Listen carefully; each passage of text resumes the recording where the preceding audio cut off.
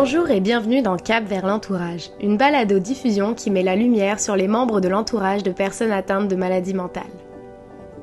Le réseau Avant de craquer a voulu aller à la rencontre de jeunes qui ont un ami, une collègue, un parent, une amoureuse ayant un diagnostic ou non, pour écouter comment ils vivent avec cette réalité souvent dans l'ombre. Nous mettrons aussi la lumière sur des personnes qui travaillent dans le milieu de la santé mentale pour vous faire connaître les ressources qui existent à travers le Québec. Aujourd'hui, nous accueillons Nathalie, qui témoigne de son métier d'intervenante psychosociale. Cet épisode est une suite à l'épisode 2. Je vous conseille donc vivement d'aller écouter le témoignage de Camille avant celui-ci, puisque nous y ferons référence. Bonne écoute! Partons maintenant à la rencontre de Nathalie, une intervenante à l'association L'Éclusier du Haut-Richelieu depuis 25 ans.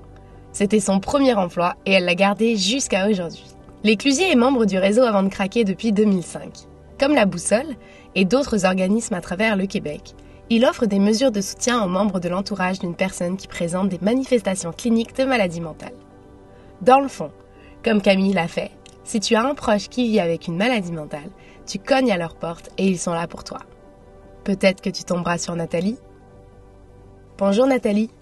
Quand on parle de demande d'aide, qu'est-ce que c'est? De l'aide, c'est être en mesure d'accueillir les gens qui vivent avec cette dure réalité que d'être un proche de quelqu'un qui a une problématique en santé mentale. On se sent souvent dépassé, démuni, impuissant. On ne sait pas trop à quelle porte frapper. On ne sait pas trop si c'est nous qui avons le problème, si c'est nous qui devons chercher de l'aide.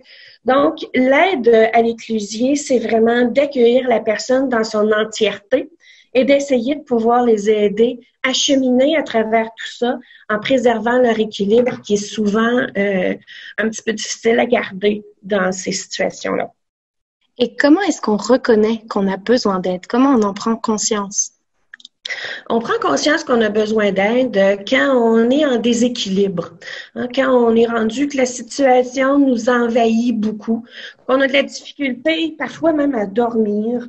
On est tellement envahi qu'on parle de la situation puis de notre proche là, énormément à tout plein de gens parce qu'on a besoin d'en parler. C'est quand je commence à avoir de l'absentéisme au travail parce que je suis trop envahie, parce que mon proche va pas bien.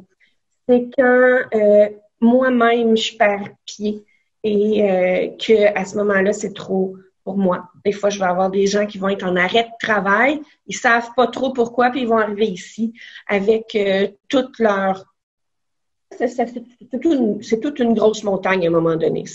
On essaie d'éviter que ça se rende jusque-là, mais souvent, c'est dans cet état-là que les gens vont commencer à venir nous voir.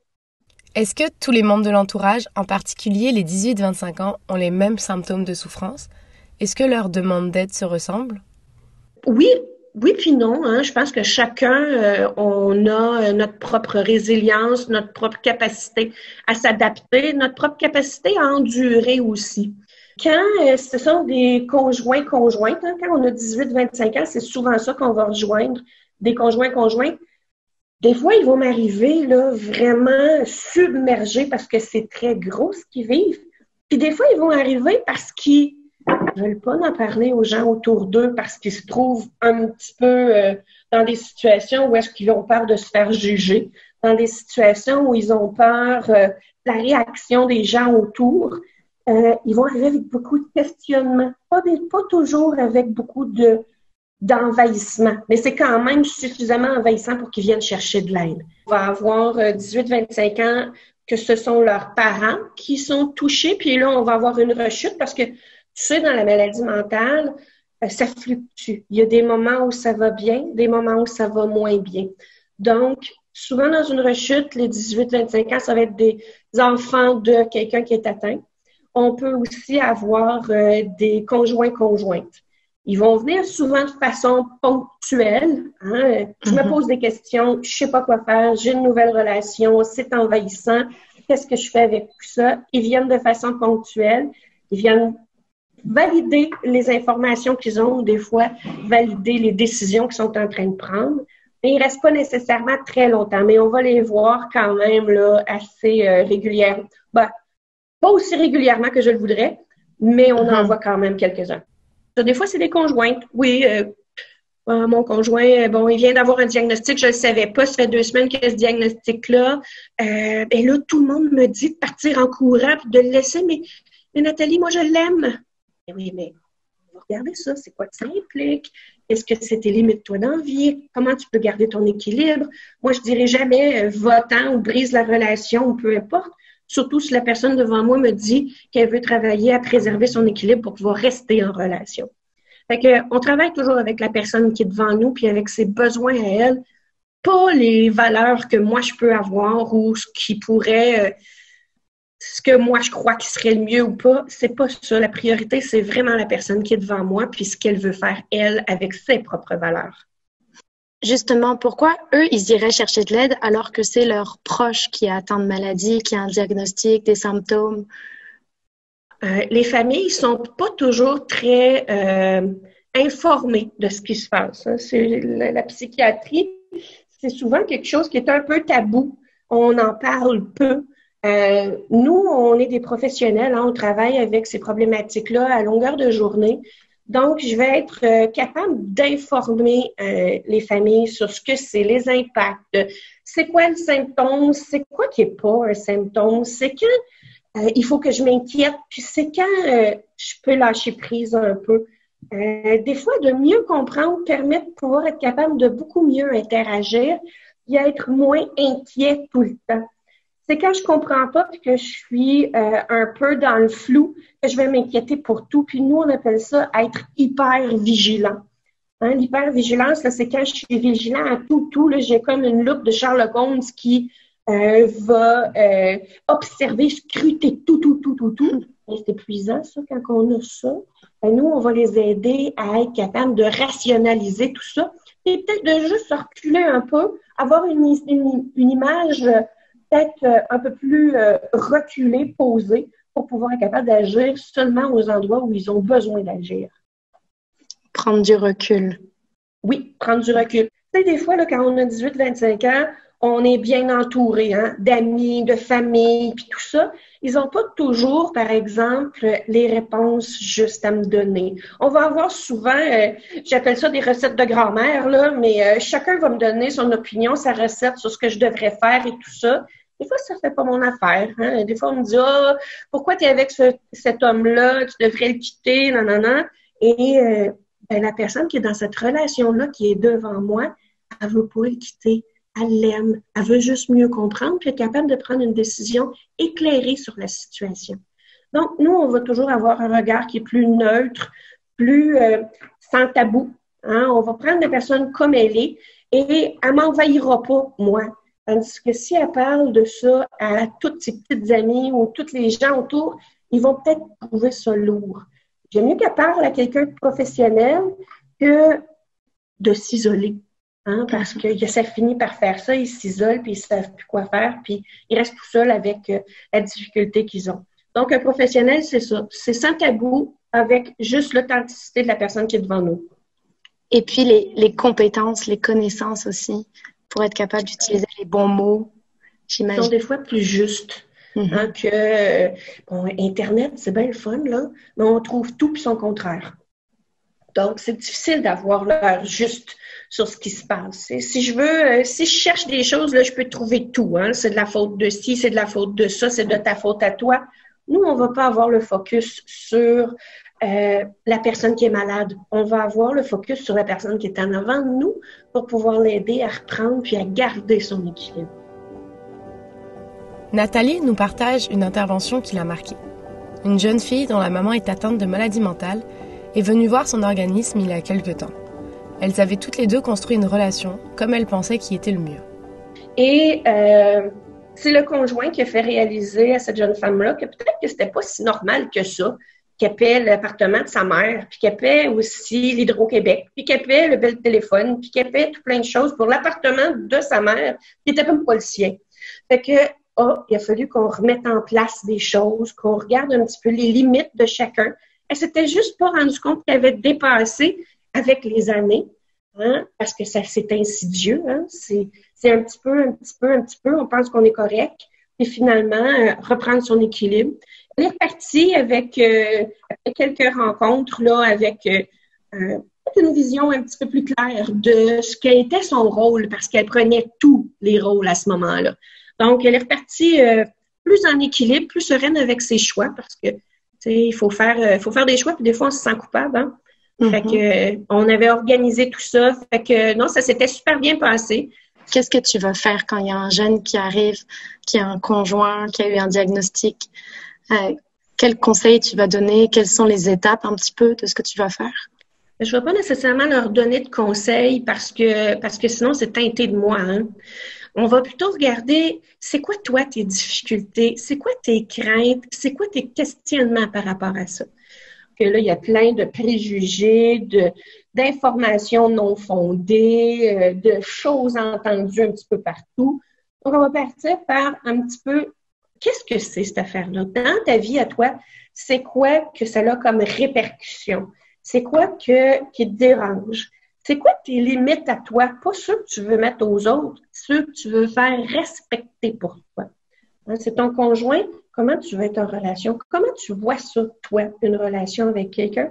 Ça se peut-tu être en relation avec quelqu'un qui a un trouble de santé mentale? Ben oui.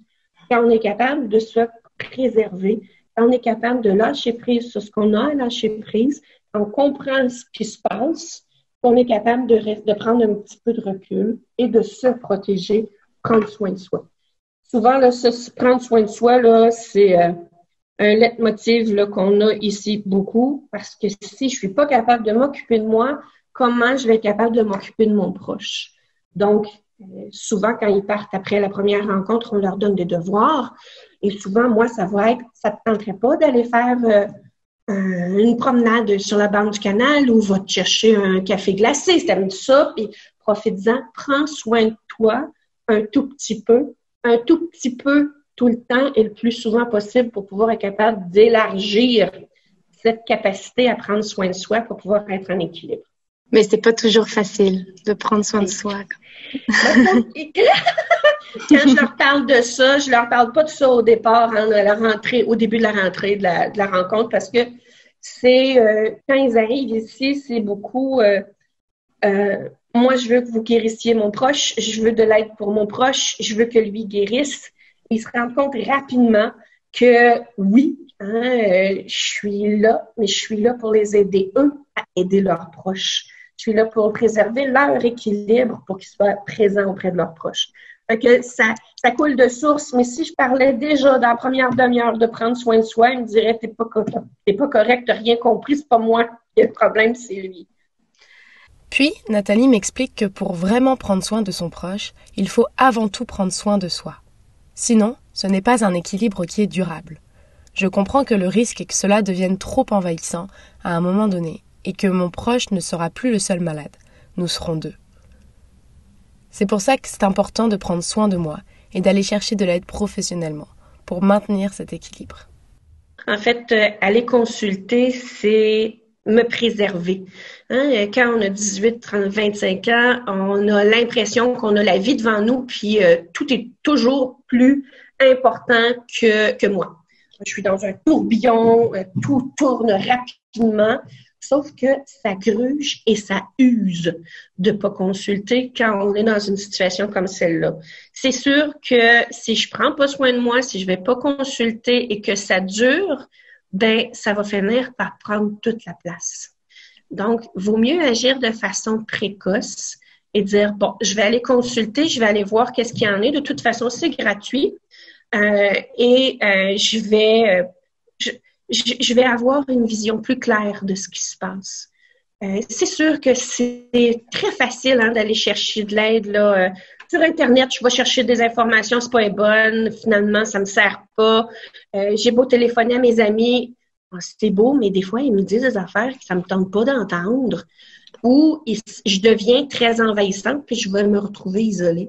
Elle ne s'isole pas. Hein, en allant chercher un professionnel, on est plutôt dans une situation qui est gagnante. À ne pas aller chercher d'aide, mais c'est sûr qu'on va faire le jour de la marmotte, hein, ça ne s'améliorera pas. C'est plutôt qu'on va se creuser une situation qui est de plus en plus lourde. Donc, aller chercher de l'aide, il y en a un peu partout au Québec.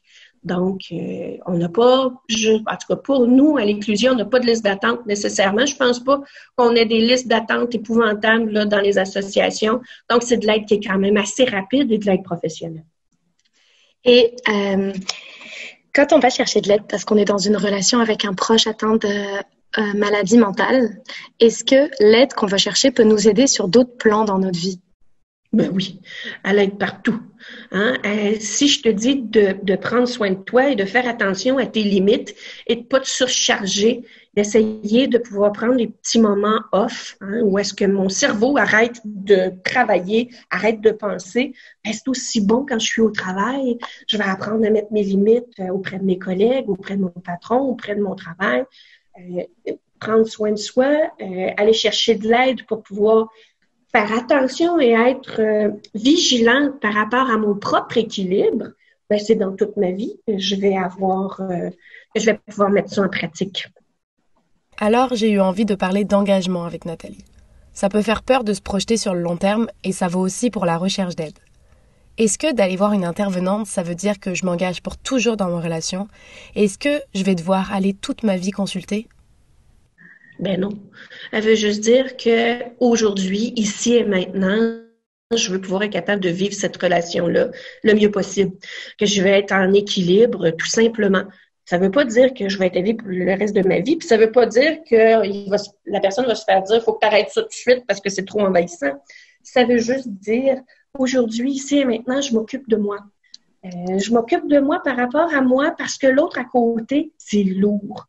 Peut-être que je le regarde pas comme il faut, peut-être que je le prends trop sur mes épaules, c'est peut-être juste à cause de ça, mais au moins c'est je m'occupe de moi et de mon équilibre à moi, tout simplement. C'est pas pour toute la vie. Même les suivis dans les associations, ça va être au rythme que la personne a besoin. C'est pas je m'engage dans un suivi de 22 semaines. Ben non, c'est pas ça. On n'a pas besoin de tout ça. On va y aller au rythme de la personne et au rythme de son besoin.